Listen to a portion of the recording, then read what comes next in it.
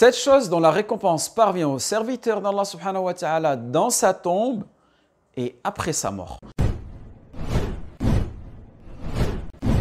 Assalamu alaikum wa rahmatullah wa barakatuh. Salatu wassalam ala nabiyyina Muhammad sallallahu alayhi wa sallam. Le saviez-vous, en ce moment, des gens, des milliers de gens, des millions de personnes, des milliards de personnes nous envient. Savez-vous pourquoi? Car, tout simplement, nous avons encore l'occasion d'œuvrer.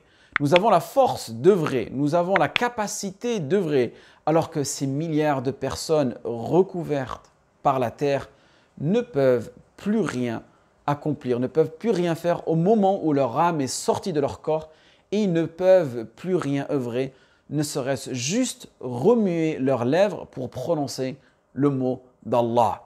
Innama yastajibu alladhina yasma'un wal mawta yab'athumullah thumma ilayhi yurja'un. Seuls ceux qui entendent répondent à l'appel de la foi, et quant aux morts, Allah les ressuscitera, puis ils seront ramenés. Donc, Akhi Yurti, si tu es en train d'entendre ou bien d'écouter ce que je te dis, crois-moi, c'est une grande bénédiction. Et n'oublie pas que des milliards de personnes rêveraient être à ta place pour pouvoir écouter ce rappel d'Allah subhanahu wa ta'ala et surtout œuvrer. Donc, ne te prive pas et découvre avec moi, par la permission d'Allah, 7 choses dont la récompense te parviendra quand tu seras dans ta tombe. سبع يجري للعبد أجرهن وهو في قبره بعد موته من علم علما أو كرى نهرا أو حفر بئرا أو غرس نخلا أو بنى مسجدا أو ورث مصحفا أو ترك ولدا يستغفر له بعد موته. Comme a été rapporté dans le hadith de Anas radiyallahu anhu, le prophète sallallahu alayhi wa sallam a dit: il y a 7 choses dont la récompense parvient au serviteur dans sa tombe après sa mort. Celui qui a enseigné une science, a creusé le lit d'un fleuve, a creusé un puits, a planté un palmier, a construit une mosquée, a laissé un mushaf en héritage ou a laissé un enfant pieux qui demande pardon pour lui après sa mort. Cette chose, si tu peux toutes les faire, tant mieux. Sinon, ne te prive pas et essaye, tente au moins d'en faire une de ces 7-là. Et surtout, ne perds pas de temps, car la mort nous guette. Et ce serait vraiment dommage d'avoir entendu ce rappel bénéfique et ensuite faire partie des gens qui ne répondent pas à l'appel. Innama yastajibu alladhina yasma'un.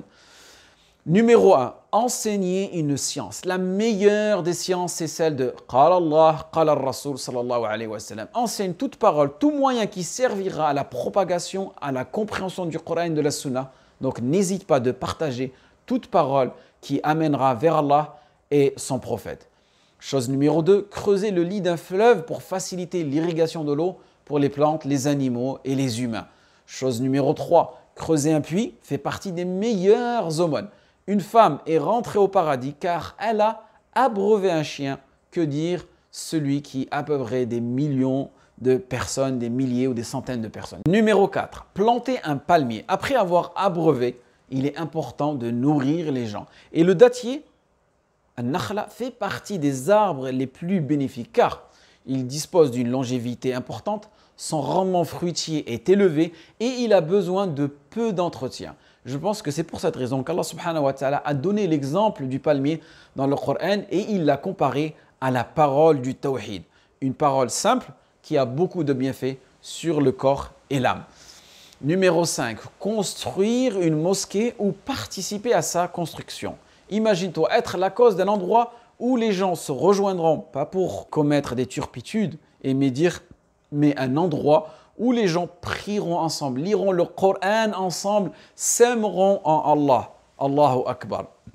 Chose numéro 6, laisser un mushaf en héritage. Tu propages la plus noble des paroles, celle qui fait partie des attributs d'Allah subhanahu wa ta'ala, sa propre parole qui est descendue vers la table gardée, puis vers la maison de la gloire, Bayt al-Ma'mour. Puis, sur son noble prophète sallallahu alayhi wa sallam. Et tout cela sous les soins de Jibril alayhi salam, le meilleur de tous les anges. Donc, n'hésite pas à faire cette action, ne serait-ce qu'acheter un mushaf et le déposer dans une mosquée. Donc, ne délaisse pas ces petites actions. Chers frères, chères sœurs, le bonheur n'est pas un gros diamant, c'est tout simplement une mosaïque de petites pierres harmonieusement rangées.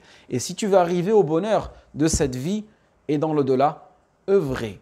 Il faut œuvrer petit à petit et de manière harmonieuse. Et aussi, effectue cela progressivement. Celui qui déplace la montagne, c'est celui qui commence à enlever les petites pierres autour. Et dernière action, celui qui a laissé un enfant pieux qui demande pardon pour lui après sa mort, ou même un petit enfant. Donc imagine-toi, tu es dans ta tombe, tes enfants, tes petits-enfants de tes petits-enfants te font des invocations. C'est ce qu'on appelle dans le jargon du business un revenu passif. Tu es allongé dans ta tombe à ne rien faire et les actions et les bénédictions te parviennent.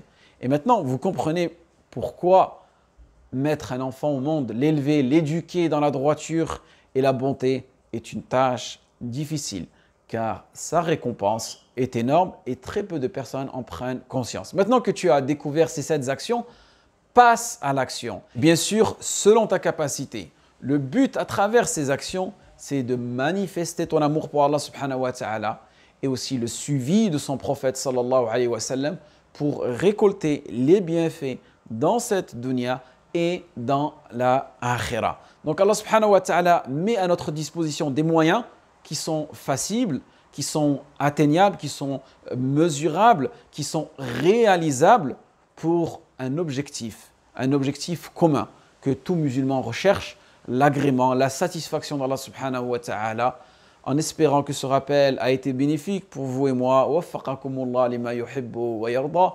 Wassalamu alaikum wa rahmatullah wa barakatuh.